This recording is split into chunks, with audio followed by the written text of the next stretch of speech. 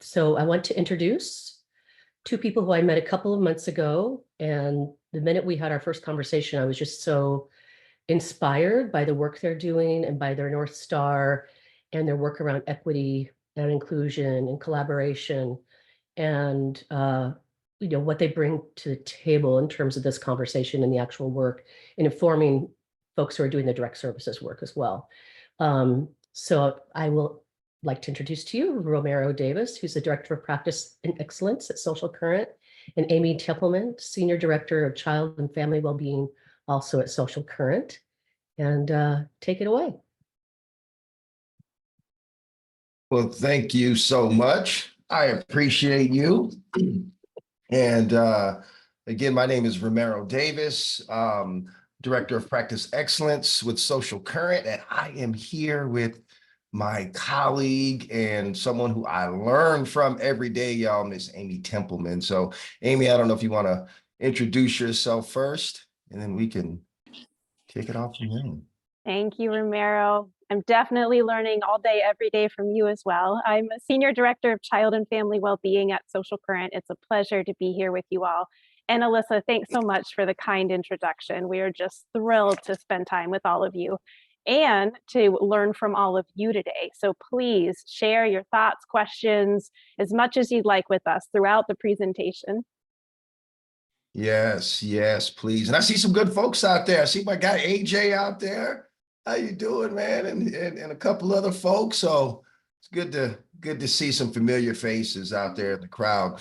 One thing that Amy and I really want to just press through you all is during this time that we're with each other, we will have some time that we do want to break you up into some groups and have some dialogue.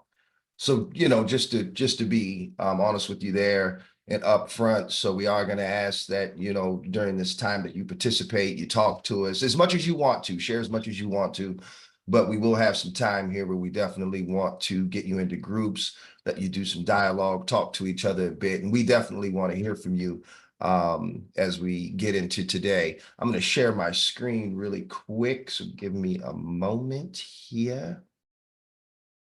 And y'all let me know if you can. Hey, Romero, I didn't check in with you about, do you want people to do a raise hand feature if they have questions, or just save them till the end? Or they can just do either or. They could submit a question, raise hand while we're at it, just interrupt us. Amy and I will be watching for each other as well. So you got 81 people now, so watch what you ask for. I know. Can y'all see that good there? Can everybody see that? Is that good to go there? Yeah, it looks great. All right. So we're gonna kind of tell a story. Okay, that's kind of where we're gonna go. We're gonna kind of tell a story a little bit so we can start from the same place, y'all. We're gonna start from the same place today, just for some level setting when we think about cultivating organizational collaborative cultures for equity and upstream impact. Like, what are you saying, Marilyn, Amy? So our agenda today. First of all, again, we had our welcomes, we had our agreements. We'll get into a little bit. I just want to, for level setting, just talk about culture. And so I'll ask a question from you all just around culture. And then we'll get into the introduction, again, kind of laying down the our steps here. We're going to talk about the beginning of these systems. And then we'll get into the importance of communications, value-based framing, and then really start to rethink. We'll finish up with this rethinking community collaboration, family supporting systems, that upstream, and then we'll leave some time for some questions and some reflections if that works for you all. Sorry, I just was reading the chat there. Our agreements today: we'll use our active listening skills, listen to learn and understand, not just to respond. We'll use I statements, speak for yourself, not for others. Please be honest with any of your reflections. Share as much as you feel comfortable with, as much as you don't feel comfortable with. We'll all be respectful. We understand that we have different perspectives and experiences. We'll be open-minded in this space with each other, suspend judgment of others. And as always, please, let's talk to each other, ask questions, and feelings are always allowed. So I want to start off with talking about culture. And I know that we all know this, but just for level setting purposes, let's talk about culture. We have this objective and this subjective culture, right? And the objective, we all know this through the iceberg kind of explanation here in theory, that The objective culture are the things that folks can see, right? It's the appearance, it's the dance, it's the food, the language, your art, your games, your sports, these things that are individual about all of us. And then there's this subjective culture.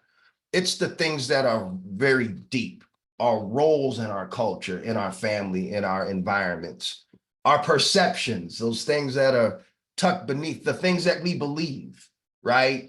Our social expectations, our behaviors, and our values. These are the things that are subjective, the things that we can't see. So I just would like to know, I'm going to stop sharing real quick, but what are 2 or 3 words about your all's personal culture that you would like others to know? I'll give you an example. 2 or 3 words about my own, I would say food, red beans and rice, y'all. Oh my goodness. If you know me and Co, red beans and rice, banana pudding. Amy knows that I got this thing about banana pudding. I'm sorry, y'all. And beliefs are, I grew up in a Baptist church. My grandfather was a pastor. So those are examples, but would love to see from you all, what are 2 or 3 different words about your personal culture that you would like others to know here, that you would feel free sharing? 2 or 3 words, 2 or 3 words.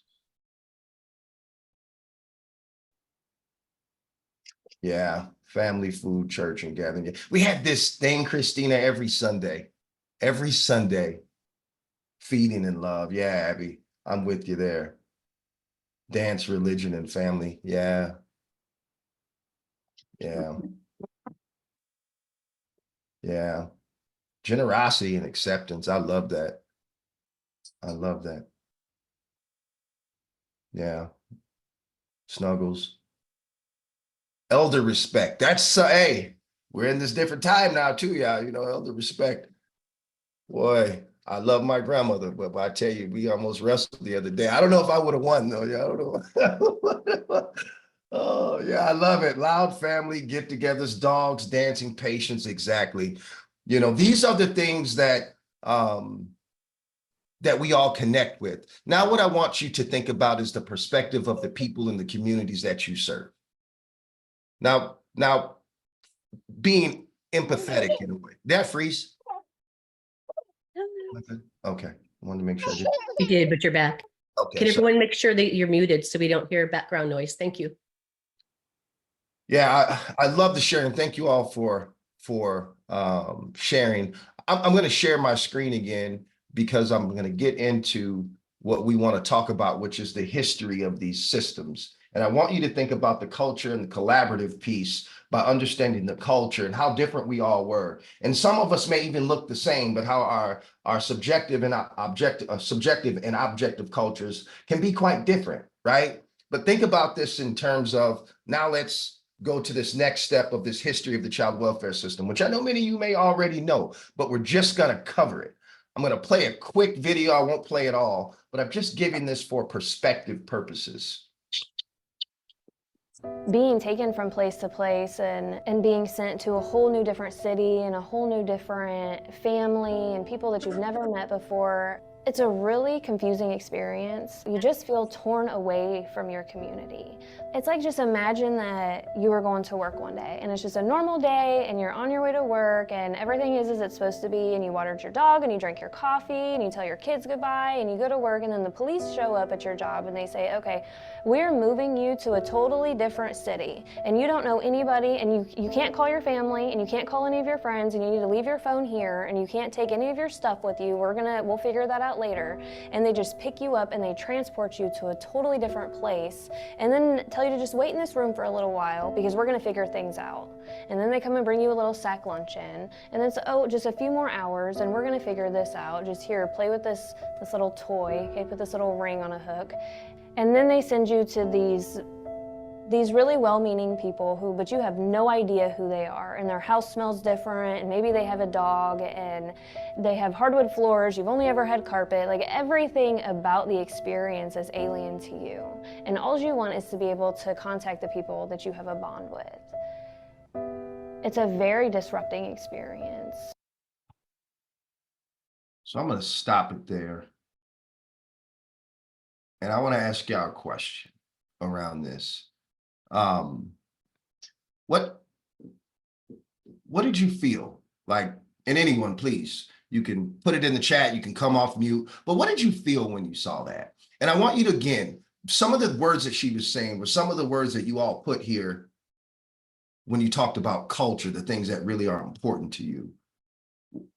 What did some of you feel just during that first part? Anyone? Loss of familiar trauma, chaos. I felt that I was just taken from everything that I knew, even if it was wrong. Yeah. Yeah. Yeah. How do you all think that race and cultural backgrounds affect how folks experience what we just saw there? Like, to add to it, because she had some of her own. How do we think that the racial and cultural backgrounds add on to that? Or are also influenced? Like, what's that? It's that other piece. It's that other layer. It could just make that whole experience more terrifying because everything is just that much more different. You're already being separated from everything you know. Yeah. Karina, the first time that I said what was happening in my family, Karina, the next thing I knew, I was separated and I was in a different home. And it was on a Sunday when my mom makes red beans and rice and they ate something a little bit different than what I eat. I had never had Brussels sprouts. I'm just being real with you, right? Like, so now we have this understanding of cultural difference. Now we have this feeling, this powerless, this feeling that everyone is talking about here. Now let's get to, well, how did we even get here? How did we even get to this experience to where we're even talking about collaboration, right? Because before we collaborate, we got to make sure that we got the same difference, that we got something in common with each other, that we got the same goal. But if I don't understand you, and if I don't understand your culture and your place in space, then how in the world are we going to connect for powerful collaboration in the first point? So let's get to the beginning of the story. Let's talk a little bit about what we saw, what we see in the beginning of the systems that we know that were there to care for children and family, right? In the beginning of the child welfare system, we saw these early movements, right? We had private and religious, these charitable organizations, right? That were really starting to look at establishing these orphanages and these places where children were.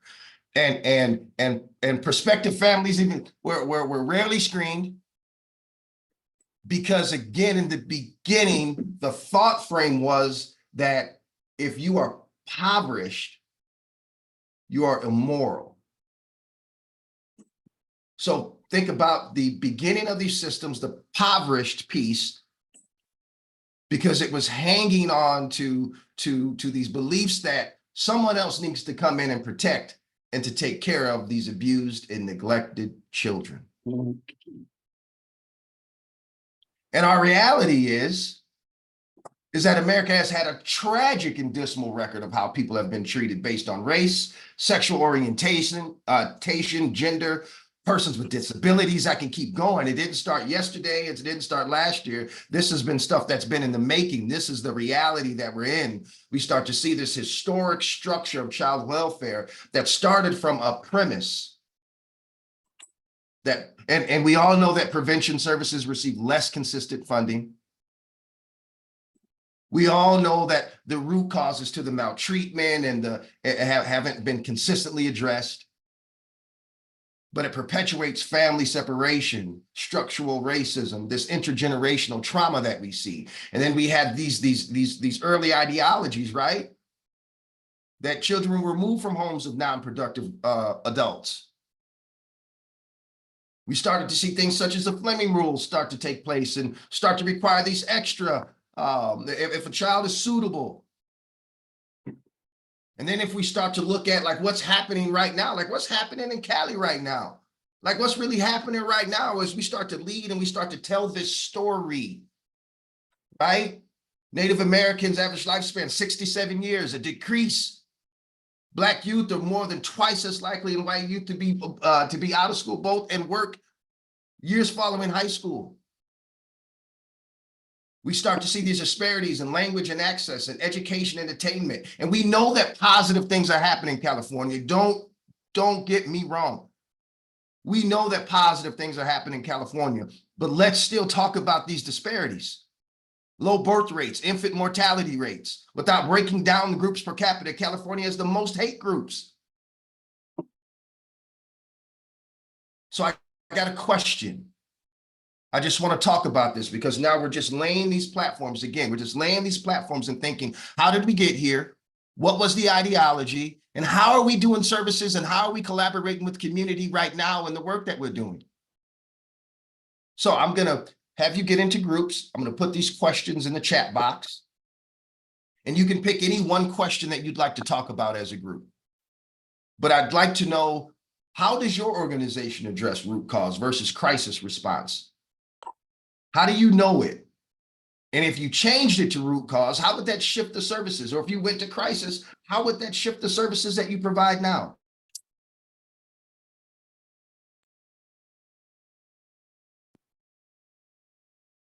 Oops, I think you're muted.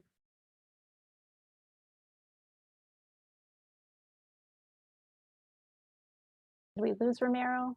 Did you lose me? For a second, yeah, you're back now. Okay. Sorry about that. Sorry about that. Can you repeat the tail end of that for us? Thank you. Yeah, I'm sorry.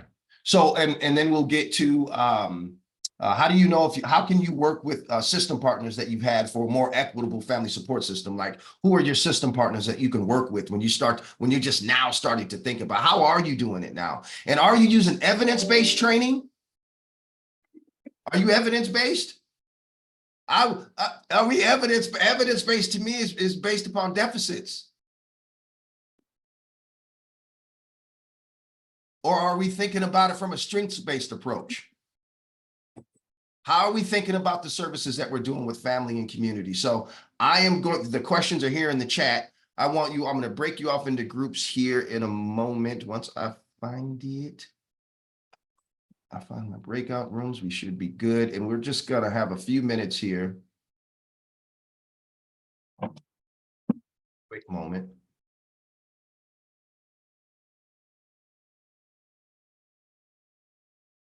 And have you all talk about this a little bit more in detail.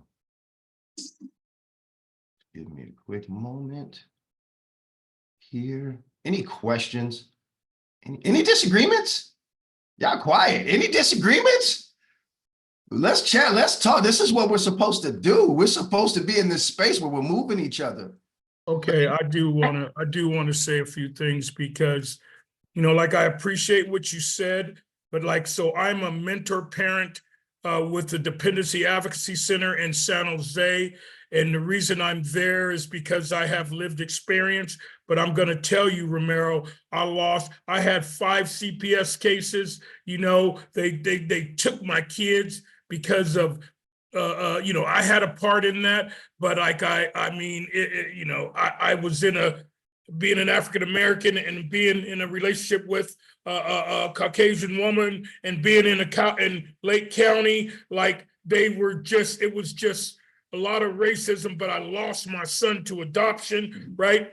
At 6, he found me at 14 and he's sitting in prison right now doing 12 years because of the trauma that he had 4 other siblings that they did not let him see, and he was put in a home, and it's just, so the system did a lot of failing, right? Mm-hmm. And so I just think the root cause is that when you get with a social worker, and if you've been to the penitentiary, if you have tattoos, if you have domestic violence, you're already being judged. You're already being treated wrong.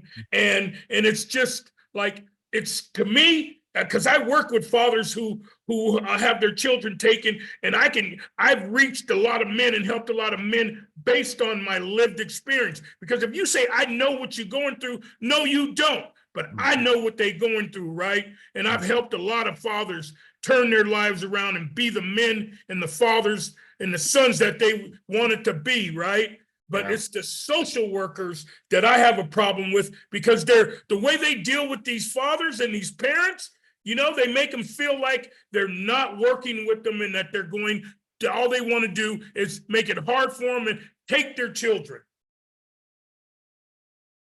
Definitely some challenges, and I appreciate everything that you said there. And you know, nobody can take away that truth, your experience in your space, and I appreciate the work that you're doing now. I think it's valuable. I think it's valuable. So thank you for sharing that. I'm going to move us into our groups real quick, y'all.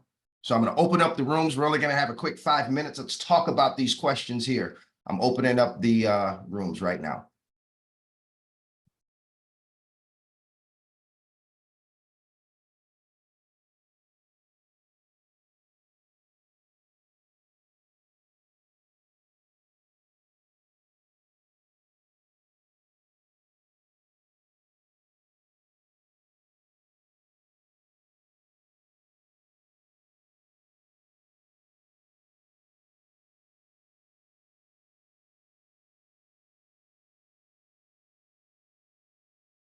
Cynthia, not sure if you're there, Rob.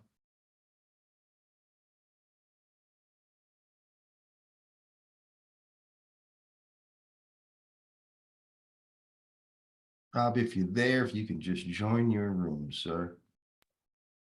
We didn't lose too many people, Romero. Often I see a big drop off with breakout rooms. I know I was a little nervous because you know how it is, but Yeah. I appreciate his comment. I understand, you know, I definitely don't want to put that on anybody right now, but I do want to appreciate that perspective, you know. Absolutely. And I know we're being recorded now, and I think we were being recorded when we first came on as well. I don't know how they're editing that, but just Yeah. so that we're Yeah, aware, Rob's aware in case he comes Yeah. off mute. yeah.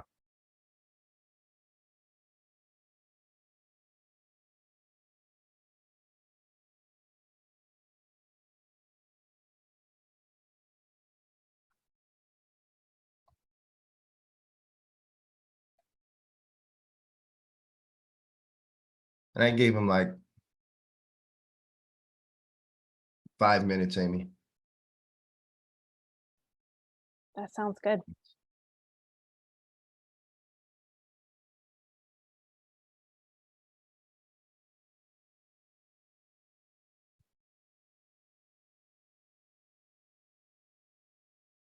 So I'll try to get it over to you, Amy. Like, they'll be out of these groups here in a few minutes, in 3 minutes, and then I will in like 3 minutes. Is that good? That sounds great. I think we're right on time. I can always get caught up in these conversations during this part. Well, and when you ask the question about culture, you know, it's always funny, like what pops to your mind on any given day when someone asks about culture. I liked the number of people who thought about food. I know you were thinking about food right away. Yeah. I was thinking about my dad being from the military background. And so all the ways that influenced us as a family, things like you should be able to take a shower in less than 3 minutes, you know, like these ideas that just kind of like influenced me in ways I'm not even tracking all the time. I know. My mom was really big on making up the bed. It was something about making the bed up. It was like embedded in us. So even now, the first thing I'm like, sometimes Dee's like, dang, I'm like, I can't help it, girl. Like, you know, we get up, you got to make it up. I'm the same way. I don't like getting into a bed that hasn't been made. That just doesn't feel good to me. Yeah. Those little things, those little sayings. Jasmine, the flower, to the smell of it too, takes me back. To childhood? Mm-hmm. Okay. Mm-hmm. I love that smell. Yeah, it's just we kept my grandma, both of my grandmothers, that was one of the things that they were both very different, but that was one thing that they had in common, is that they really loved jasmines and the smell of it. So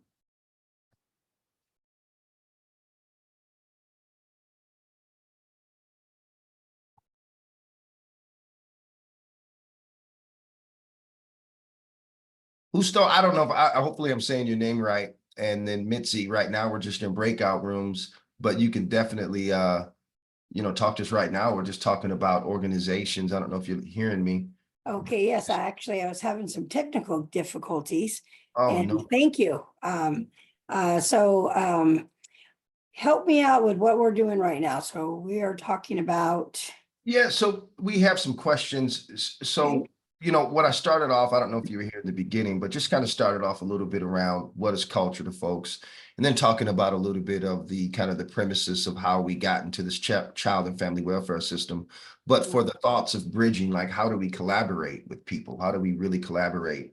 And so I had a series of questions, and we had some folks in some breakout rooms okay. here, if you can see them in the chat. But if your organization,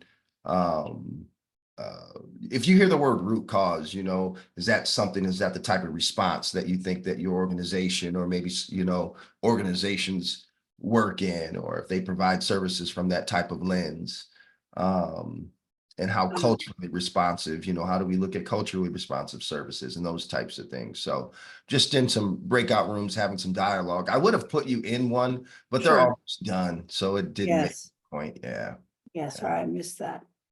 So I like that verse what you're saying, root Where you cause. at, Mitzi? Where are you located at? I'm from Lake County Office of Education here in Lake County.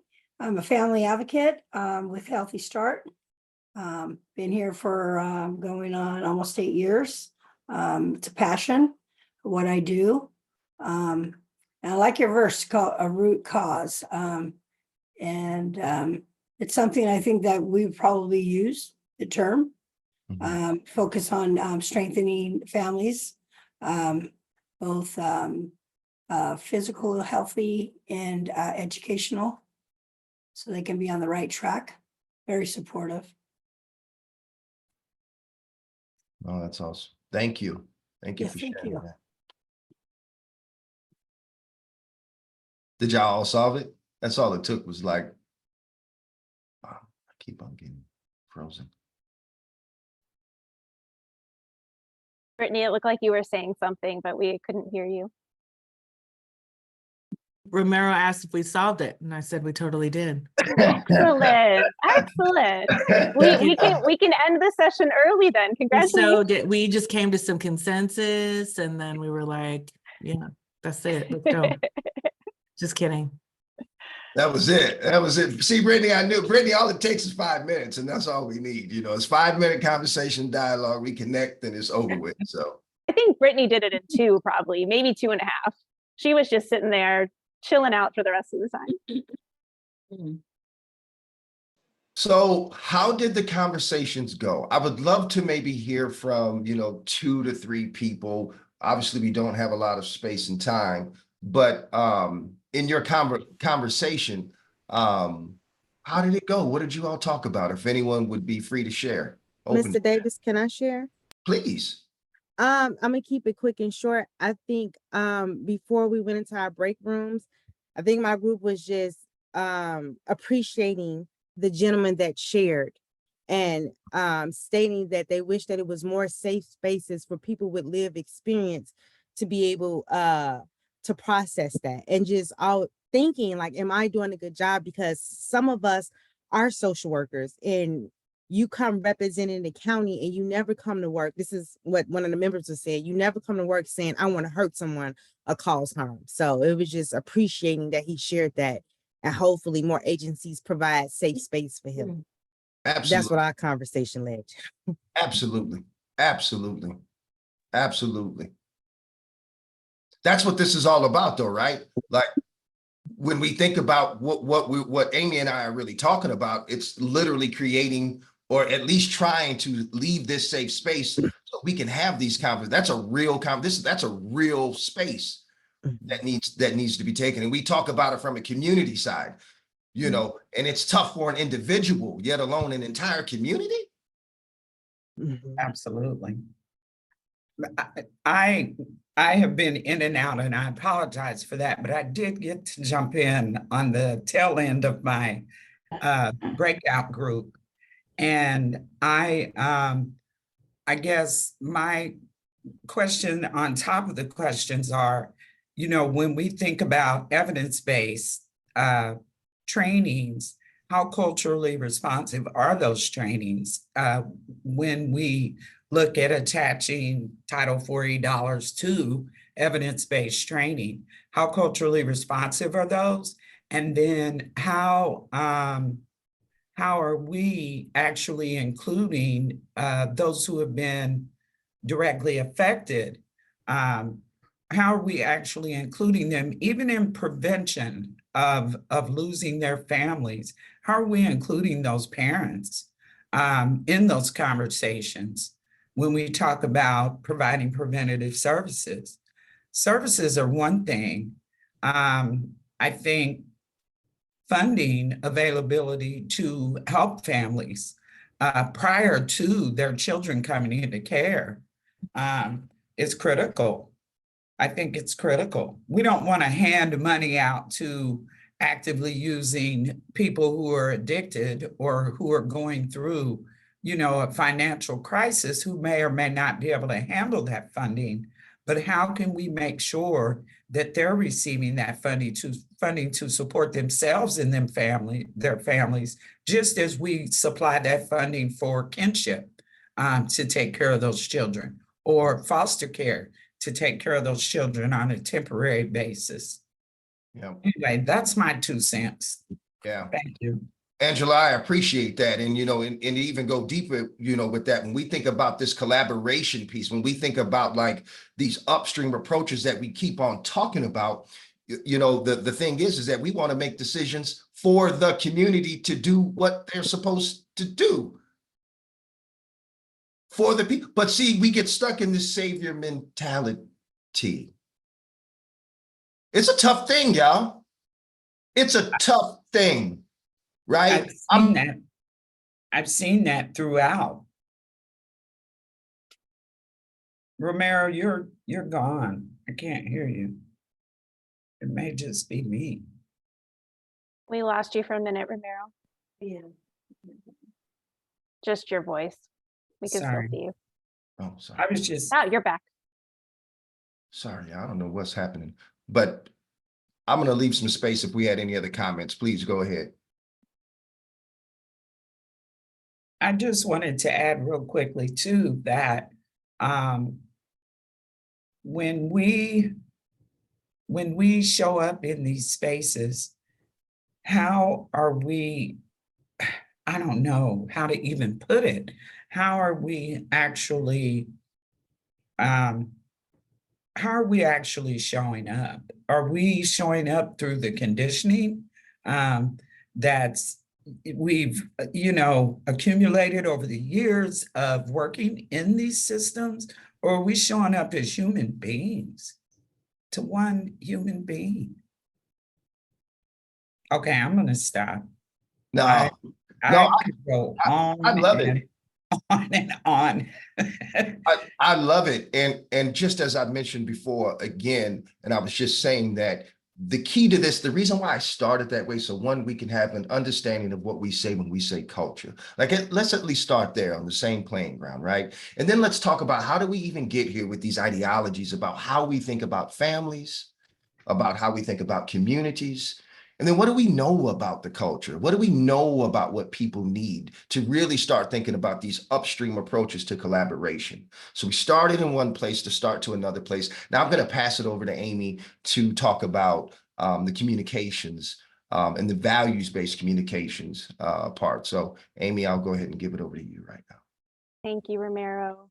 Are you going to share your screen again? Yeah, I'll share right now. Okay, thanks. So Romero asked me to talk with you all today about some communications tools for talking about our work, for talking about and building support for equitable systems and moving upstream. So we wanted to make sure that we gave you some tools that were really tangible, and that if you like them, you can walk away and immediately implement them, share them with your colleagues. We're also really interested in your feedback about these tools. We know that we didn't get everything 100% right. We're constantly improving them and refining them with our partners. So if you have critical feedback or encouraging feedback or questions, whatever it might be, keep those coming, because this is very much a work in progress. And this is because, the title of our presentation is Cultivating Organizational and Collaborative Cultures for Equity and Upstream Impact. And we think that the way that we talk about our work is really important in creating that equity and influencing our personal culture, our organizational culture, and our systems culture. Even if we're talking only to our friends, our family, and our neighbors. The way that we talk about our work, the way that we talk about the children and families that we solve really does influence the way other people see our work and see the children and families involved with our agencies and programs. So how do we bring our values into communications? How do we make sure our culture is reflected in the way that we talk about the work that we do? So we have some tools to share with you. They are based on value-based framing, which we'll talk more about, and framing science. And I want to start with the way that the media talks about our work, because that's what most people see. Most people see the headlines. Unfortunately, most of the headlines around children and families are usually more tragedy related. If there's a serious incident or a critical incident, those often make the headlines before the solutions do. But I want to start just by going through what the media typically covers. And I'm just going to take a second to request control of the slides. All right, did that work, Romero? Yep. Okay. Oh, sorry.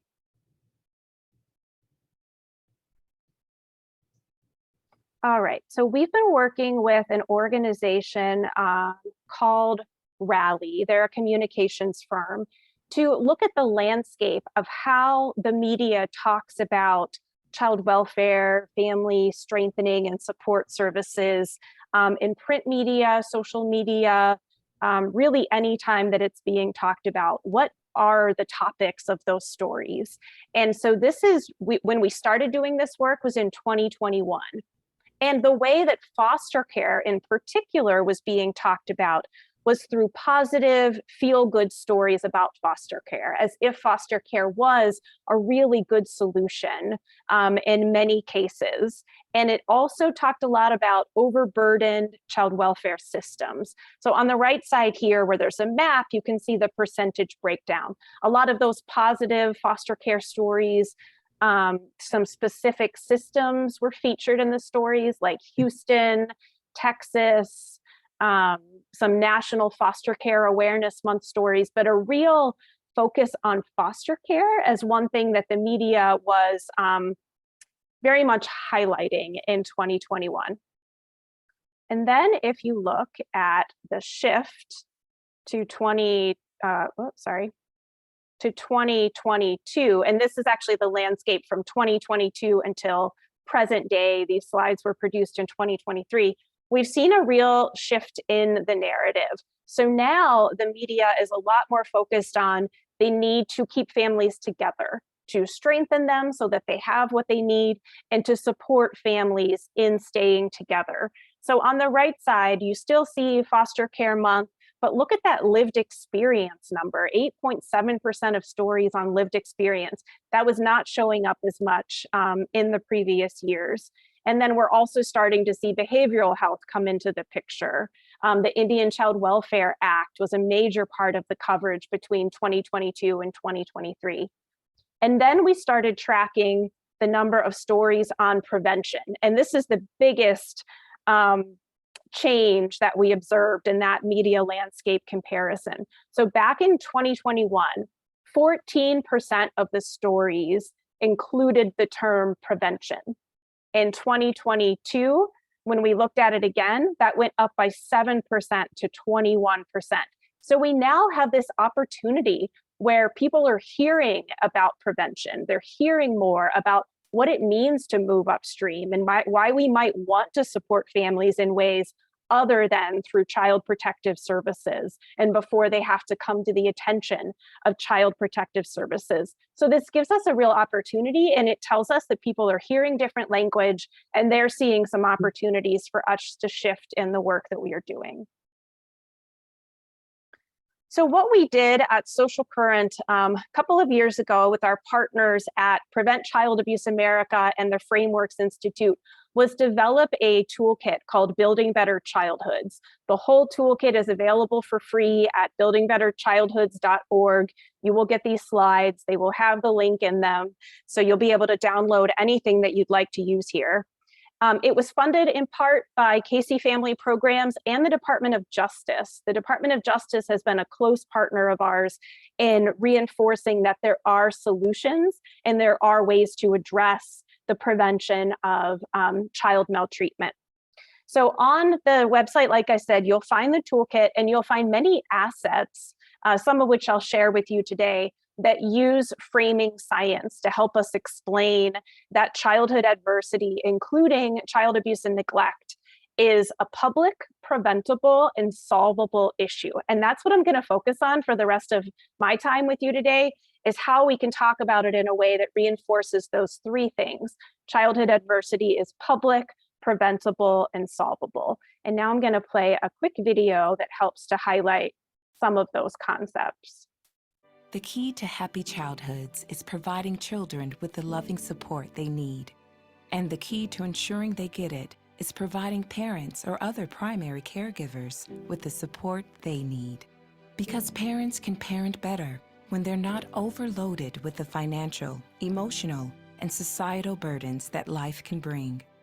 Emotionally healthy caregivers foster healthy childhoods, which in turn create healthier communities. That's why it's up to all of us to play a part in reducing the obstacles to good parenting.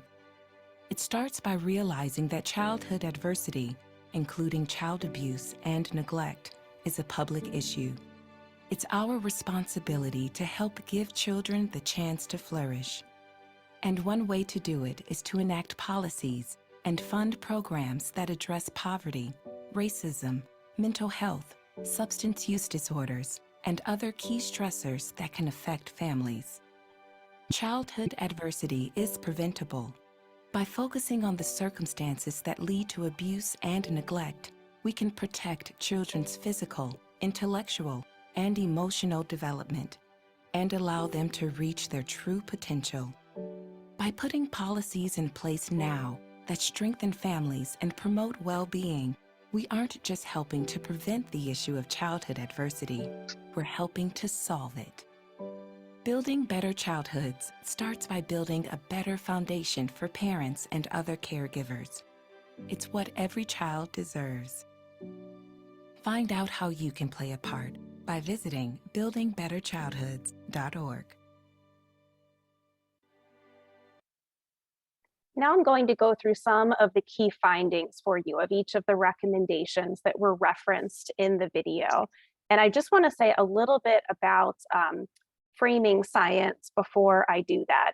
So if you haven't come across framing science before, it's really about the choices that we make in what we say, how we say it, what we emphasize, what we leave unsaid, and then how these choices shape how people think, feel, and act. And the truth is, we're always framing in our communications. Anytime you meet somebody new and eventually they ask you, what kind of work that you do or if you're working, the way that you answer them, the way that you choose to talk about your work or to talk about the children and families who you serve, there's always some type of framing applied to your answer.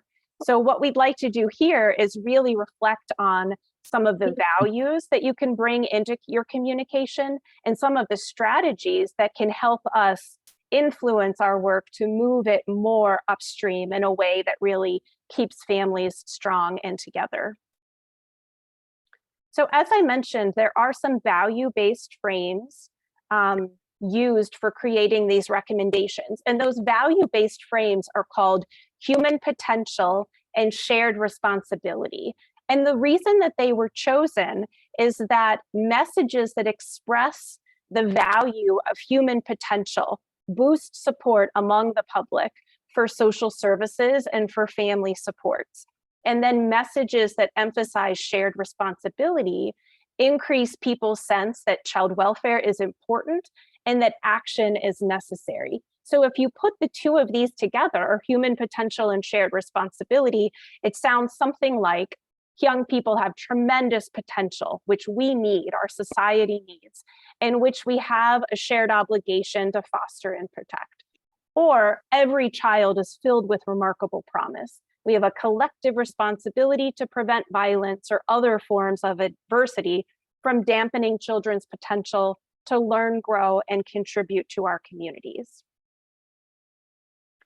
So as you heard in the video, the recommendations fit under 3 categories: making childhood adversity a public issue, preventable problem, and solvable problem. I'm going to go through all 6 of these so you have a better sense of what the specific recommendations look like.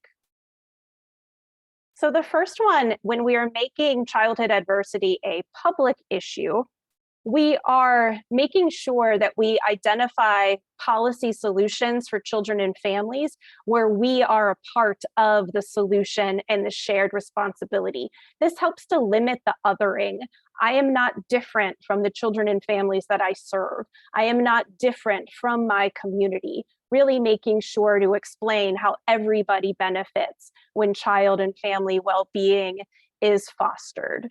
We also want to make sure that we're not using the scope of a problem or the severity of a problem to engage people in a conversation. And this happens pretty often, especially around child fatalities. When we talk about the need to prevent child fatalities, we often start with a number in the hopes that it will really disturb people and bring them into solving the problem. But what actually happens is they freeze and then they turn away from the issue because they don't see the hope and they don't see the solutions. So if we instead start our communication with a pitch to the shared responsibility and how we can all benefit from solving the problem, it tends to engage people and invite them into a conversation where they feel more comfortable staying there for a little bit.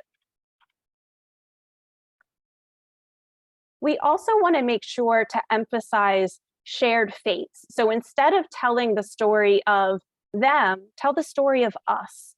Instead of talking about unnecessary suffering, talk about untapped potential. And compassion for children is great, but isn't it better to have a shared responsibility for children? The second one is also related to making it a public issue, but it's more about explaining how these external conditions can get under the skin to shape health, development, and outcomes. And this takes us back to the conversations you were having around the root causes, making sure that we can explain some of those big picture social conditions that can increase the risk of adversity and explaining how they work.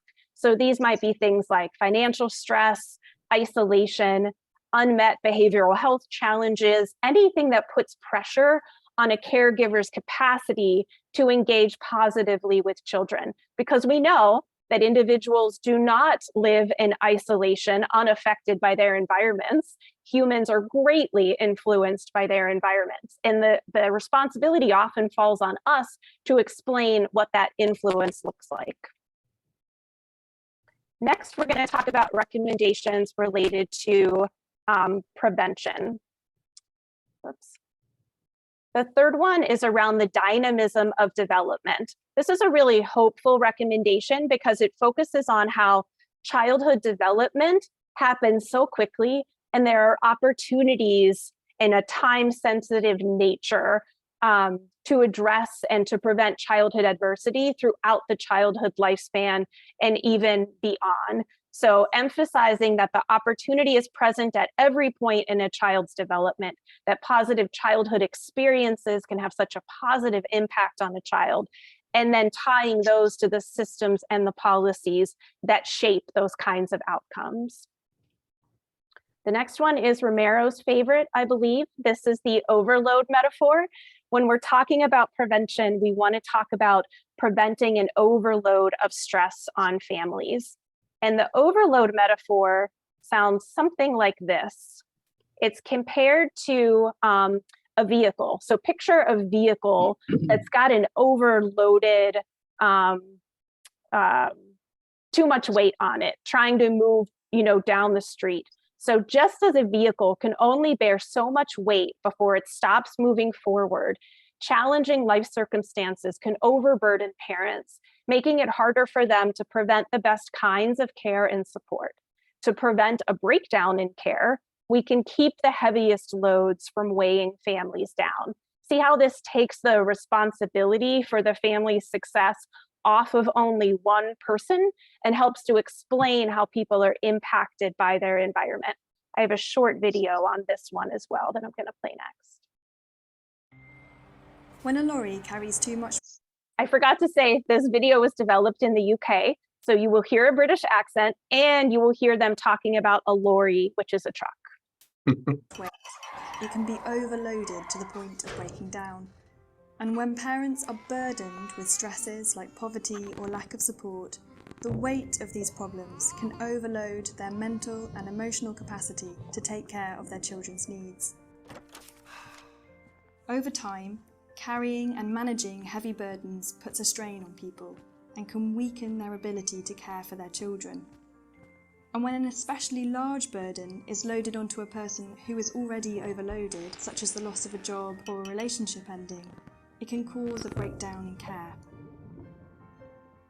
However, just as we can unload an overloaded lorry by bringing in other lorries or moving some things by train instead, we can provide a range of different types of support that offload sources of stress from overloaded parents and improve their capacity to care for their children. I have two more recommendations to show you, and then I would love to invite you to participate in a little activity for me. So the next ones are about solutions, framing childhood adversity as solvable. We don't want to talk about the impact of adversity without also explaining people's capacity for resilience. This goes back to dignity. Somebody was talking in the chat box about dignity and how important that is when we're talking about the communities that we serve. We don't want to communicate the idea that the die is cast and that abuse and neglect are inevitable. We want to lift up the capacity for resilience among individuals who experience a wide range of circumstances. And we also want to make sure that we're talking about resilience in a way that it's not just the burden of an individual to become resilient on their own or a family to become resilient on their own, but it's a shared responsibility that we all share throughout our communities and our neighborhoods, and even our policymakers share the responsibility to make sure that people have the tools they need to be resilient. And then finally, the last recommendation is to always include a proven or a promising policy level solution. If you are based in California, I'd say you are very fortunate that California has a clearinghouse and a long list of proven or promising policy level solutions. And I'm also guessing sometimes you see a gap in solutions for the families and the children that you serve. So when you don't have a proven or promising solution to point to, explain that you don't and explain how it would be beneficial if you did. If we can offer concrete, actionable solutions, that helps people see that we are offering solutions that are aimed at fixing conditions instead of fixing people. When the public thinks that what we do is fix people, or we're asking them to believe that they can influence fixing people, they get really overwhelmed and turn away as well. So we're talking about how our solutions are tied to improving certain conditions. The next slide then is a little exercise I would like to show you. So you might remember when I was talking about recommendation number 1, to make it a public issue, to really increase people's buy-in, that we should be spending public dollars on child and family well-being. We want to make the story one where we all have a stake and a role in the outcomes that matter. So I'm going to read you this paragraph, and then I would love to hear from you either in the chat box or if you want to come off of mute about anything here that you think could be improved, any language here that is bothering you, either because it doesn't align with the recommendation, or maybe there's some other issue with the language. So let me read it out loud for anybody who might be on the phone. This framing is called the vulnerability frame. Child abuse is a horrific experience. We know that many victimized children suffer lifelong effects. It is also, unfortunately, a common experience in America. A report of child abuse is made every 10 seconds in the US, and far too many instances go unreported, especially now when children are disconnected from providers who were obligated to report suspected abuse. This was written early on in the pandemic. Every child who is a victim of abuse or neglect deserves coordinated and compassionate services. Anything there in that language that you think could be better framed based on some of these recommendations?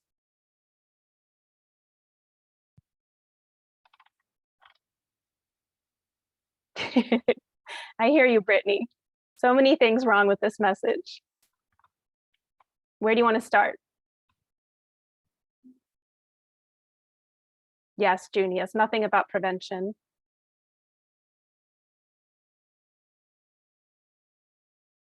I don't like how it implies that these children have evil parents who are abusing them, because that's not the majority of the cases in child welfare. Right. And how misunderstood is that fact, right? Nothing about families. Lots of negative words, the flooding of it. Yeah, I mean, in here, it doesn't say anything about like the fact that like, at least in my county, you know, only like maybe 7 or 8% of the reports that are made are even substantiated. So that means 93% of the time when somebody is reporting a family to the child abuse reporting hotline, it's a giant nothing burger. So the families can be helped in other ways, but it doesn't say that here. It would suggest that a report is made every 10 seconds and it's absolutely true. And somebody needs to rescue these children. Yep, for sure. Especially during COVID, how often did we hear that message that we're not reporting enough? You know, there aren't eyes on kids, we're missing abuse. And now that the data has very clearly shown us that that was not the case. And especially now when children are disconnected from providers who are obligated to report suspected abuse. Wow. Yeah, during COVID in my county, we got reports about people who just lost track of children. So it was like, I know something bad must be happening to them because I can't find them. Right. And then what about the child deaths that occurred during COVID in and out of child welfare custody? They don't talk about that. Yeah, lots of good comments here. Thank you to everybody who put your comments in the chat or came off of mute. I'd like to show you an alternative to this paragraph that communicates some of the same ideas, not exactly, but it's a similar message, at least to explain why people should care about child and family well-being, but it's based on the framing recommendations. So that one sounds like this. It's using the our responsibility frame. Every child is filled with tremendous promise, and we have a shared duty to foster their potential. That means shoring up the ways we support families. Every policy we set, whether it's child tax credits to paid leave, should reduce financial pressure on families and increase the time and capacity for supportive family relationships. This approach will not just prevent child abuse and neglect, it will promote greater well-being for children, families, and communities. What I like about this paragraph is that it's action-oriented. And I know they didn't name every single policy. This is not meant to be exhaustive, but they did point to policies. So they got people's interest. They referenced those shared values of human potential and shared responsibility, and then they went right to solutions. So if people are saying like, yeah, every child is filled with promise, I believe that, I get that, then we're telling them what policies they should support if they believe that. So if you don't typically communicate this way, I would encourage you to try it out. Share this with your staff, see what they think about it, and then maybe practice it together. I've got one more resource to show you before I turn it over to Romero. This is a list of the assets that you'll find for free on the website. So there are pictures like the ones you see here that can be posted to social media, downloaded for free. There are top line recommendations, talking points using the framing recommendations, more social media posts, more videos. There's a TED Talk on framing science from Julie Sweetland at the Frameworks Institute. And there are some media templates that you can use as well to write op-eds or letters to the editor. And there should be a copy of the slides available to everybody. I just want to say thank you so much for your time and for participating in the activity. So back to you, Romero.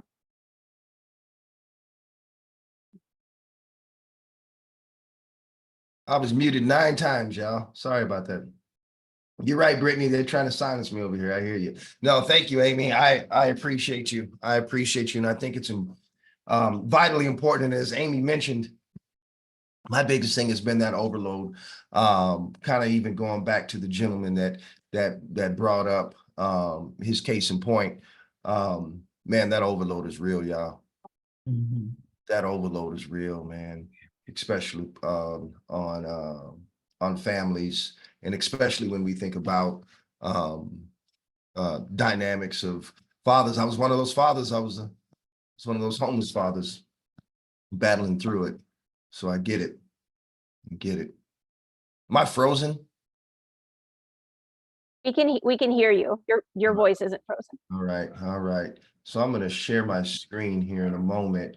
But you know, as we moved in from the communications, from the value-based communications, now we want to start thinking about the community collaboration piece. So I'm going to start sharing some pieces there as well.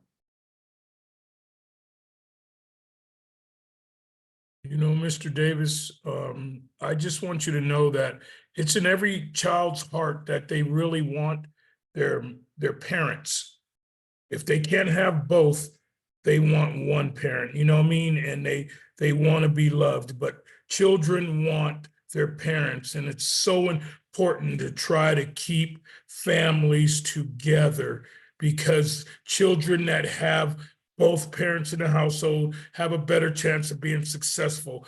Let me tell you, my mother was an addict. My father was an addict. Okay, my father was in prison. My mom beat me with extension cords, but she was afraid that I was going to be like my father. She wanted me to be able to take care of myself. My mom died at 49. You know, I've been all to prisons and everything, but listen, I wish my mother was here today to say, thank you, Mom. Thank you. You know what I mean? Because she did the best she could as a single parent. And I graduated from high school. You know, I went on into prisons and stuff, but I turned it around. You know, when I heard that pop, and it was my head coming out of my ass, and everything my mother told me, it made sense. And I cried like a baby and got busy. My life today is absolutely amazing. Yeah. Parrish, I salute you. And I appreciate that. And I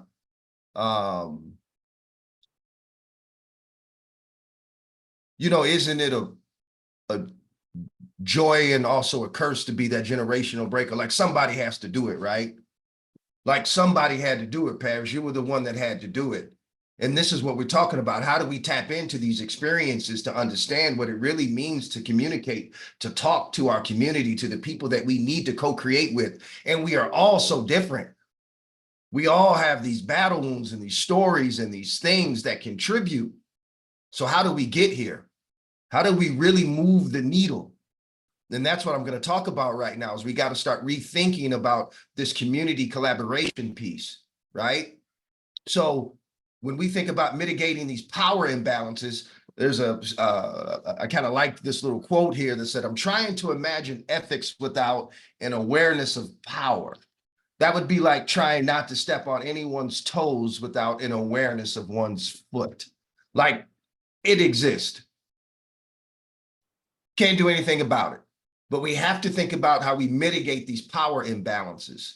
So when we think about communicating and we think about collaboration within community, power must be at the top of our mind.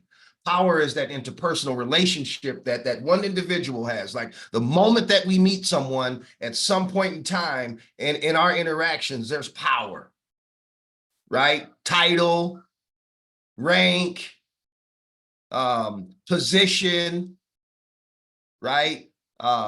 It shows up every single way. And it's a common challenge for helping professionals. It's a common challenge when we think about power and we think about the accountability to collaborate, who's all involved in this collaboration in this piece. You got yourself, you got families, you got community, the partners, the organization, your supervisors, you got the program participants. Like there's accountability in this collaboration, but power must be kept at the top of the mind when we think about this.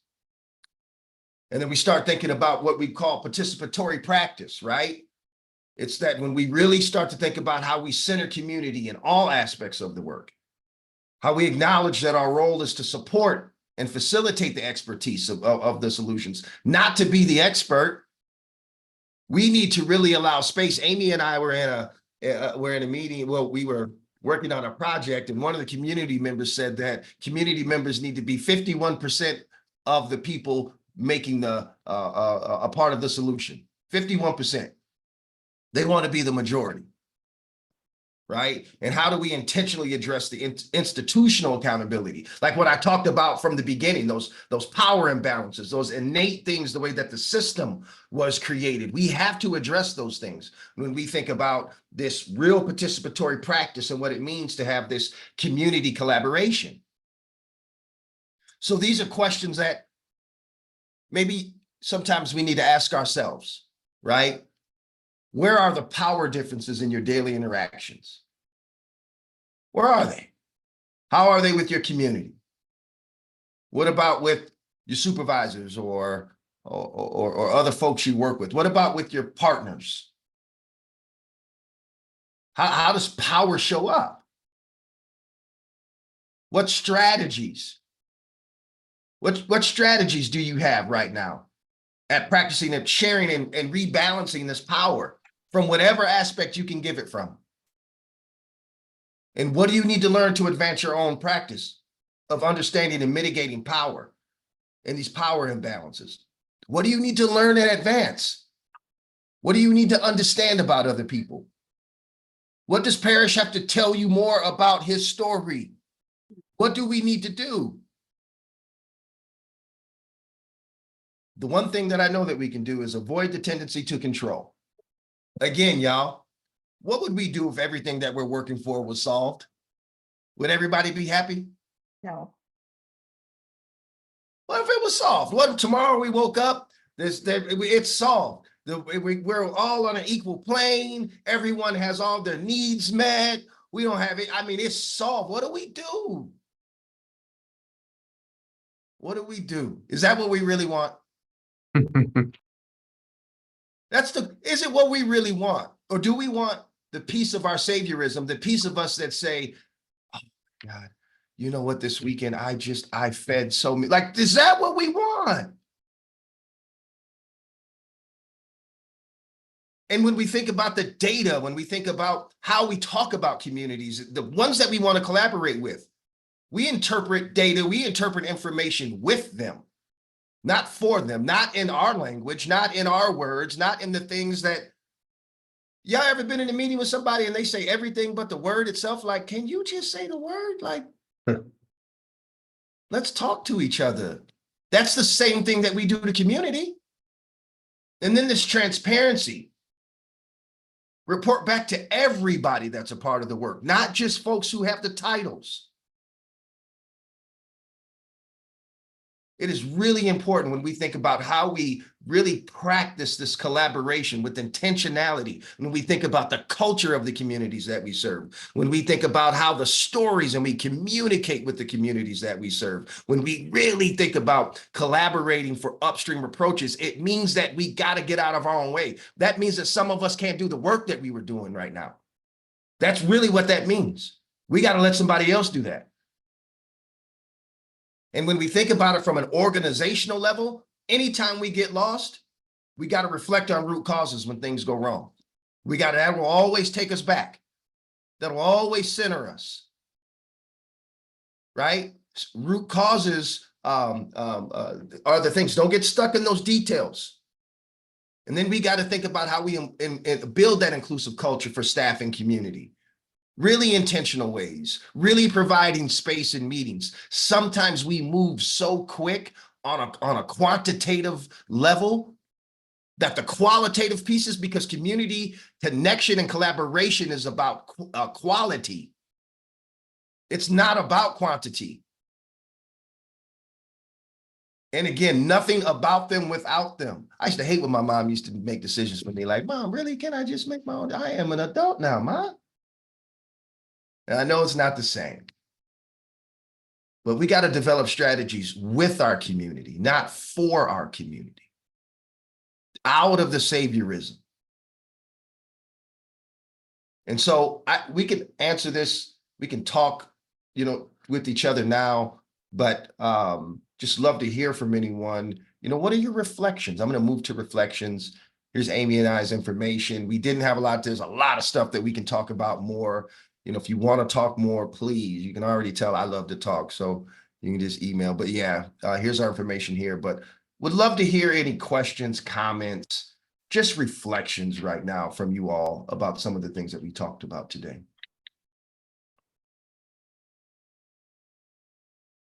And Junius, I agree. There are many sources of knowledge and expertise.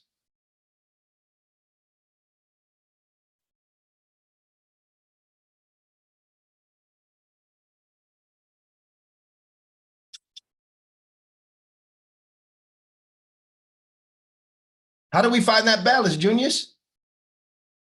What's that in between? Romero, it looks like Tina raised a hand.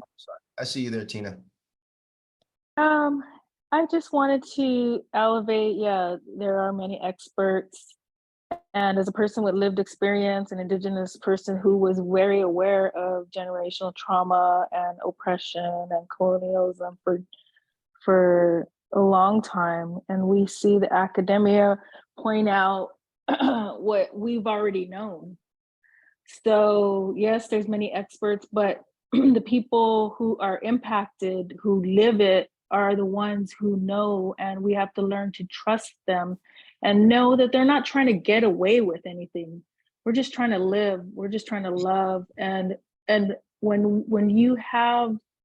we are safe and we're able to live our own lives and our cultural practices, the whole community is grown and benefits from that. That's all I want to share. Mm-hmm. Mm-hmm. Absolutely. Thank you, Tina. Absolutely. Any other reflections?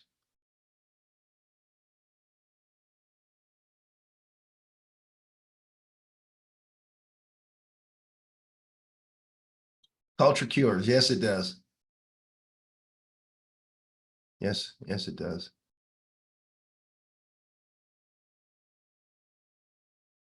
Any other thoughts from anyone? Sorry, someone was coming on. Go ahead. Yeah, it's Elisa. I wanted to say thank you for this. And I'm being reminded of how the years I worked at Oakland Unified School District, managing and mentoring a tutoring program for young people who were living in group homes and homeless shelters. And the general attitude towards the mothers who were homeless at that time was that they were trying to get over. It was always this attitude that they were trying to get over. And we had to reframe that, because they weren't trying to get over, they were trying to advocate. They were trying to get their kids' needs met, to go through school and to succeed at school, to do well at school. There was no getting over. It was just like fighting for the rights that their children should be able to have to get through school. So the reframing is really important. I appreciate that conversation. Yeah. Thank you, Elisa. Thank you. I don't know about any of y'all, but have y'all ever had someone explain your situation on your behalf and it's just all wrong? Shit is all wrong, it's like, oh goodness gracious, it really is. And when we start thinking about this true collaboration, and we've been talking about collaboration with communities, y'all, for a long time. like next year's conversation should, you know, be like, what do we do best to communicate with community, and how are they impacting your organization's policies and procedures? How'd they do that? You're hired. Yeah, Part of the convening planning group. yeah, Yeah, that's a great conversation to have. yeah, yeah, yeah. Well, everyone, it was a pleasure. You know, Amy, I don't know if you have any last words. I appreciate the space. I appreciate the perspectives of everyone, and, you know, really appreciates everyone's voice. And just thank you for the space, y'all. And thank you for the work that you do. And before you do anything, make sure you take care of yourselves. Mhm. Make sure you take care of yourselves. Just want to echo Romero's gratitude. Thanks for being here with us. I think we learn more from you all than we could ever teach you. So thanks for everything you've been able to share and reflect on with us. All right, good folks. All right, we'll see y'all back in the main session. Thank you so much.